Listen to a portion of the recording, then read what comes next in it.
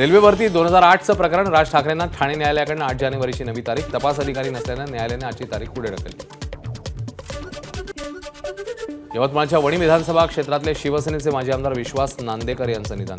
गेल्या महिन्याभरापासून मुंबईतल्या लीलावती हॉस्पिटलमध्ये सुरू होते उपचार. उपचारादरम्यान त्यांची प्राणज्योत मालवली.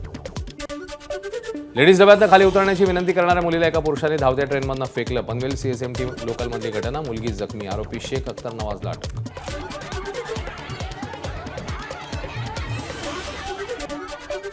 नवी मुंबईतील सीवूड्समधल्या संगम ज्वेलर्सवर भरदिवसा दरोडा. तोंडावर मास्क लावलेल्या तिघांनी पिस्तुलाचा धाक दाखवत दुकान लुटलं.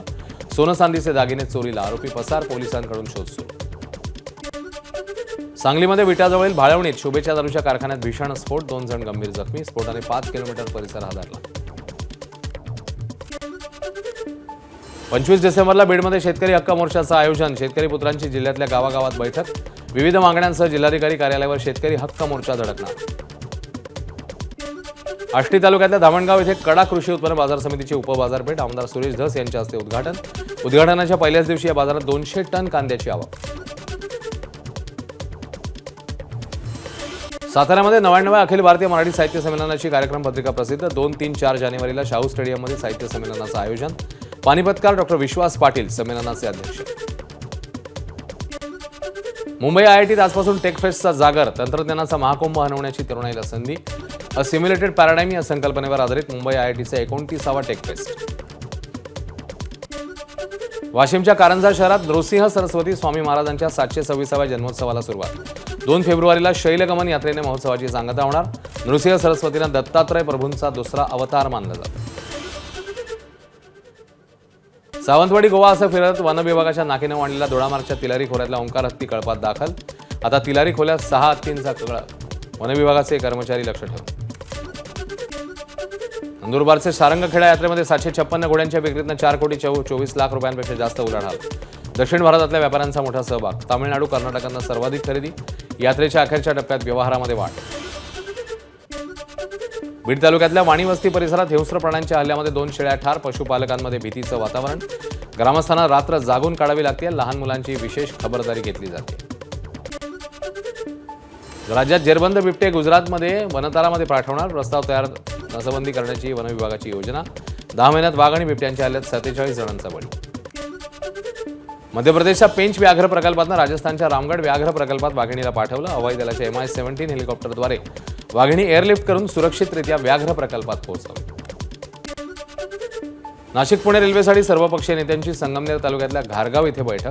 आंदोलनाची पुढील दिशा ठरवण्यासाठी बैठकीत मंथन. खासदार भाऊसाहेब वागचौरे, माजी खासदार सदाशिव लोखंडे, आमदार सत्यजित तांबे, किरण लहामटे, शरद सोनावणे यांची उपस्थिती. भारतीय रेल्वेकडनं प्रवासी भाड्यात बदल. 215 किलोमीटरपेक्षा जास्त प्रवास करणाऱ्या प्रवाशांना आता प्रति किलोमीटर 1 ते 2 पैसे अतिरिक्त द्यावे लागणार. 26 डिसेंबरपासून बदल लागू होणार. या बदलातनं दरवर्षी 600 कोटींची अतिरिक्त कमाई होण्याचा रेल्वेचा अंदाज. पश्चिम रेल्वे मार्गावर नाथाळपर्यंत प्रवाशांना मनस्ताप. ब्लॉकमुळे दररोज सुमारे 100 लोकल रद्द. कांदिवली ते बोरिवली दरम्यान 6व्या मार्गाच्या कामासाठी शनिवारपासून 18 जानेवारी 2026 पर्यंत ब्लॉक. शीख धर्मियांचे धर्मगुरू गोविंद साहेब यांची 358वी जयंती. यानिमित्त शीख बांधवांकडून सालाना जोड मेळ्याचं आयोजन. शीख बांधवांकडून गुरुदा गद्दी ग्रंथ साहेबांची मिरवणूक. एअर इंडियाच्या दिल्लीहून मुंबईकडे जाणाऱ्या विमानात तांत्रिक बिघाड. उड्डाणानंतर काही वेळातच विमान दिल्लीला परतलं. फ्लाईट क्रमांक AI-887 मधील इंजिन ऑइल प्रेशर शून्यावर आलं होतं. सूत्रांची माहिती. 2024-25 वर्षात भाजपला इलेक्ट्रॉल बॉन्डच्या माध्यमातून 3112 कोटी रुपये देणगी. इलेक्ट्रॉल बॉन्ड रद्द केल्यावरही भाजपला देशात सर्वाधिक देणगी. तर काँग्रेसला 299 कोटी रुपयांची राजकीय देणगी. राष्ट्रपतींच्या मंजुरीनंतर विकसित भारत जी रामजी विधेयकाचं कायद्यात रूपांतर. जी रामजी कायद्यावरून सत्ताधारी विरोधक आमने सामने. मनरेगातून महात्मा गांधींचं नाव काढणे त्यांची दुसरी हत्या. पी चिदंबरम यांचा हल्लाबोल. कुणी काही म्हटलं तरी भारत हिंदू राष्ट्र. सरसंघचालक मोहन भागवतांकडून पुन्हा एकदा हिंदू राष्ट्राबाबत वक्तव्य. हिंदू राष्ट्र म्हणायला कोणत्या कागदपत्रांची गरज नसल्याची स्पष्टोक्ती. जनसंवाद कार्यक्रमात राहुल गांधींचा इंडियन स्टॅटिस्टिकल इन्स्टिट्यूटच्या विद्यार्थ्यांशी संवाद. RSSचा शैक्षणिक संस्थांवर कब्जा करण्याचा प्रयत्न. राहुल गांधींचा हल्लाबोल. तर सरकारी शिक्षण संस्थांच्या खासगीकरणाच्या विधेयकावरूनही टीका. ऑपरेशन सिंदूर दरम्यान पाकिस्तानला शस्त्रांनी नव्हे तर अल्लाहने मदत केली. पाकिस्तानचे संरक्षण दल प्रमुख असीम मुनीर यांचं बालिश वक्तव्य. मोहम्मद युनूस यांचं सरकार देशाला अराजकतेकडे घेऊन जाते. बांगलादेशातील सध्याची परिस्थिती आणि अंतरिम सरकारची भूमिका यावर शेख हसीना यांची टीका. न्यूझीलंडमध्ये शीख समुदायाविरोधात स्थानिकांचा निषेध. साऊथ ऑकलंडमध्ये निघालेल्या समुदायाच्या नगर कीर्तनला काही स्थानिकांचा हाका वॉरकराच्या माध्यमातून विरोध. सर्बियातल्या नोव्ही पाझार शहरात नागरिकांची निदर्शनं. भ्रष्टाचाराविरोधात आवाज उठवणारे विद्यार्थी आणि प्राध्यापक यांच्या समर्थनार्थ लोक रस्त्यावर. अमेरिकेतील सॅन फ्रान्सिस्कोमध्ये वीज गेल्यानं रस्त्यावर गोंधळ. वेमोच्या गाड्या अचानक थांबल्यामुळे काही काळ वाहतूक कोंडी. इमारतींची बत्ती गुल. इंडोनेशियात 20 दिवसापासून पुराचा कहर. मृतांचा आकडा 1000च्या वर. अनेक शहरं उद्ध्वस्त. नोव्हेंबर अखेर सुरू झालेला पाऊस अजूनही कायम. अमेरिकेतल्या येलोस्टोन नॅशनल पार्कमधील ब्लॅक डायमंड पूलमध्ये स्फोटासोबतच चिखल अनेक फूट हवेत उडाला.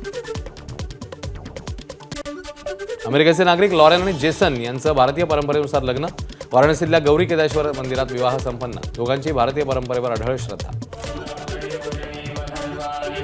उत्तर चीनमध्ये ice and land snow Naadam festival सुरू. रशिया, मंगोलिया, संपूर्ण चीनमधून 10,000पेक्षा जास्त लोक महोत्सवात सहभागी. पूर्णपणे गोठलेल्या नदीच्या एका भागावर महोत्सव. भारतीय युवा संघाने गमावला आशिया चषक. अंतिम सामन्यात कट्टर प्रतिस्पर्धी पाकिस्तान विरोधात तब्बल 191 धावांनी पराभव.